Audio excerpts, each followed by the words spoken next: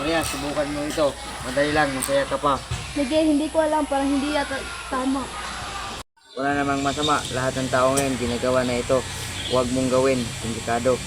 Miguel, hindi ko kayang magkasala. Alam ko na hindi ito makakatulong sa akin.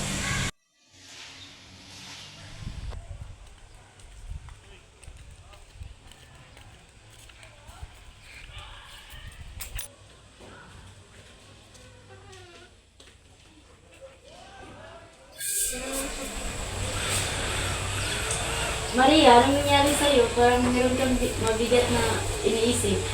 Nanay, may inalok sa akin na droga si Miguel pero alam ko hindi ko kayang gawin yun.